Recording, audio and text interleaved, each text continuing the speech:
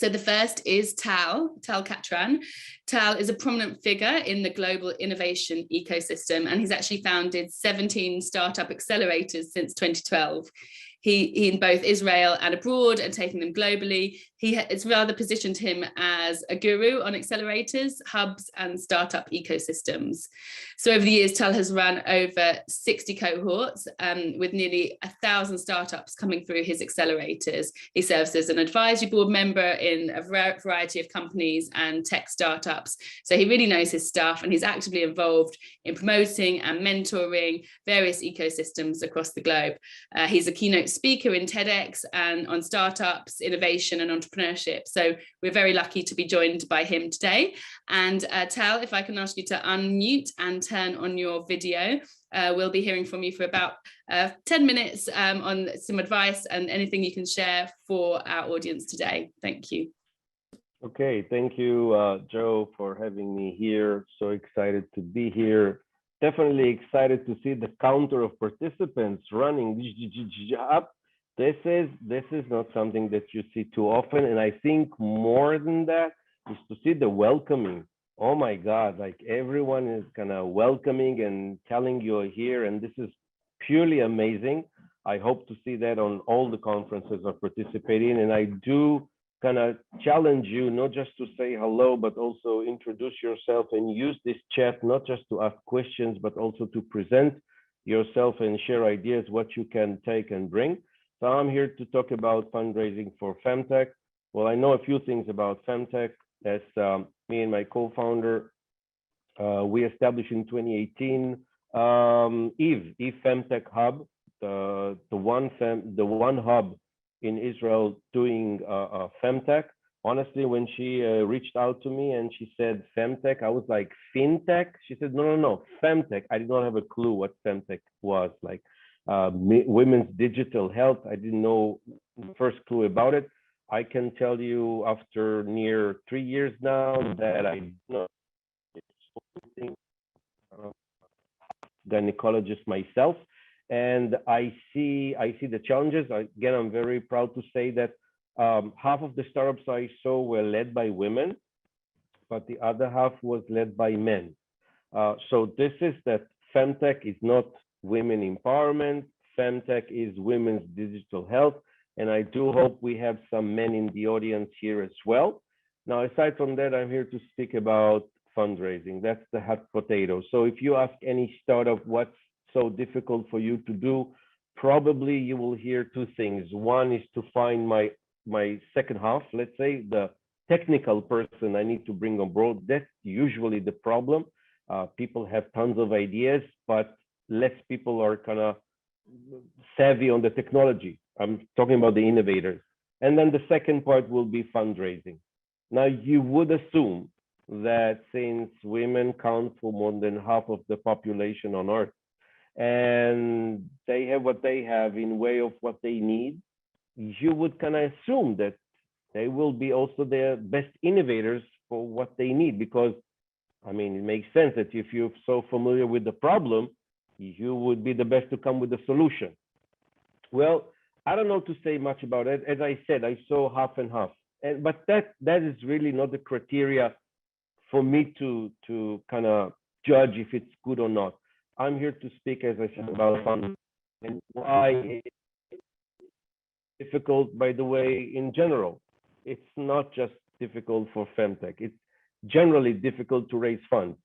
Because if you think about it, it would be mostly, when do I start funding? I mean, when do I start to raise funds? Usually, if you ask me, people start too early. They start before validating their idea. Like, you're not kind of 100% baked and sure about your idea, and you already expect someone to pay for your idea. Well, if turn the tables, probably you will not be doing the same. You will ask a simple question: did you validate? And if the answer was, well, I'm in the process, you will say, great. You seem to be like a great team and a great person, and I'm really impressed. Have some more meat on the stick and then come back. Go and validate and then kind of call me. So about fundraising, I just want to kind of change a little bit, if I can, this perception that when you wake up any startup in the middle of the night, you ask you, what do you need? Money. I need to raise funds. Did you ever stop and ask, why do you need to raise funds? I mean, are you going to buy your next Tesla X? Are you going to take a dividend? Of course not. Taking a salary is something that you don't think about as a startup. So why would you need the money? And the answer would be to do R&D, or in more simple words, I need to pay salary to someone. Well, let me tell you also as an angel investor, my expectation would be that if you're so great on the idea, you will have some additional powers to magnet to you the people that you need, that the people you need to get help. I mean, you need people to help you magnet them with your ability. Otherwise, you know what? With money, I can do everything. I can do great marketing. I can do an amazing presentation. I can do, I don't know, amazing video, and I can develop technology with the money. But the issue is your startups. The one thing that you don't have is money. You have brain capacity. You have charisma. You have passion. You have so many things that need to work for you in order to attract and connect.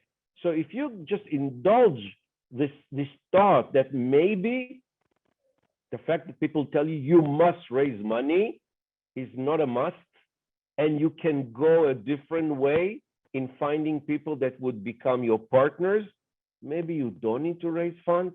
But let's say that you do need, and we can still need to discuss this FemTech raising money. And what we will probably see is that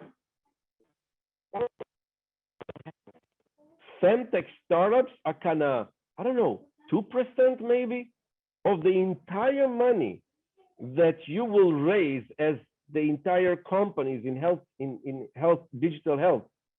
FemTech counts for maybe 2%, maybe 3%, almost a nothing. How is it?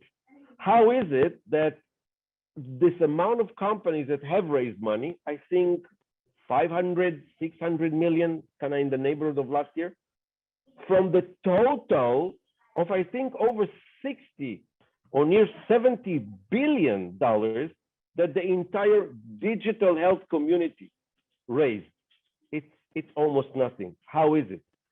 I think we cannot kind of hide from the fact that, well, when you look at the market of investors, probably you will be meeting men. You meet me. What do I know about FemTech? Okay, I know about FemTech, but how much can I relate to the problem of, I don't know, menstrual, urine, pregnancy? What do I know? I never felt it. I don't know how it feels. Now you come to convince me and say, this is what the world needs. I think, for one, try and take it to where I can relate to things I can feel maybe in the way that I live my life, just as an example, because I cannot live a woman's life. You need to bring it to the common denominator, which is my life, number one. Number two, like speaking in kind of men terms. Again, you can avoid it when you talk to male investors. This is how it is. Second, I think that the most kind of question I hear is, how is it that in general, startups led by women count for less than 10% of the entire startup ecosystem in the world generally? Why? I think that it has something to do with women in general kind of being more shy of taking risks. They want it kind of more secured, and startups are all about risk because, I don't know, 96, 97, 94, who cares? Number of startups will kind of shut down first year of operation anyway. So you're gonna entering the most riskiest job on earth. Go to a lion's den is more secure than having a startup. But when you're, there's also a big part about the ecosystem, isn't there, and how it's sort of the structural kind of limitations that mean some of the decision making is led by, you know, white male urban-based professionals, and so, like you said, then the money flows to things they understand and care about, which oftentimes is the innovations from other white male urban-based professionals. And we see a plethora of dry cleaning apps and food delivery apps and taxi services as people outsource their mother, quite frankly. So there's the both sides, isn't there? There's probably women maybe aren't as risk-taking, but I think there's a whole lot of work which we'll explore in the panel, I'm sure, around the ecosystem. Would you agree with that? Was that my cue to stop? So I agree with everything that you said. and that's it. Yeah, no. I mean, I was interested in your response, but that's certainly something we'll be diving into later, because I think it's very easy to say that women aren't risk takers, and probably that is true as a generalization, but I think it goes so much deeper than that in the structural kind of obstacles that females face, and whether it is pitching to male investors. Should we always be having to moderate our pitch, and can we not meet halfway with men, like really trying to understand the innovation rather than having to kind of dumb it down or translate it? And so there's a meeting of minds that has to be some middle ground there, and that's certainly been my experience in pitching fertility to male investors. So I would agree with you if I would to see as an investor any startup led by a woman pitching to me. I relate to what you're saying, but when we touch the issue of femtech, men just don't get it, and you do need to alter. Don't just say, you know what, that's my truth, I want it. Good, go ahead. You will not raise money. Probably you will not. So flow. In the end, what matters is the end result. Startups are about delivery, about the bottom line of things. And what you want to get, if you want to get the money, it's get the money. But get the money in a way. Get the money in a way that if you have good technology, it probably with a good team, it will work for you anyways. I see the startup that raise money, including the femtech.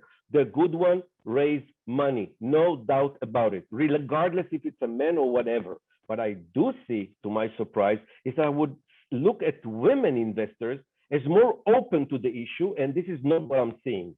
I'm not seeing women investors saying, oh, you know, I understand in the subject, I will take it. No, they will tell, same as men, listen, we invest in good startups. I don't care what they do inside. I mean, inevitably, I think you have to translate it, and there's a piece of education in the pitch, isn't there, to bring people on the journey with you to understand the problem and your solution. So there's got to be a meeting in the middle there. But I do also think there is that unconscious bias, and sometimes more conscious, or just not understanding the issue. So it has to be in terms that the investor can understand, but it also needs to be true to the founder's integrity, I think. So an issue I really look forward to exploring a bit later on. So thank you so much, Tal.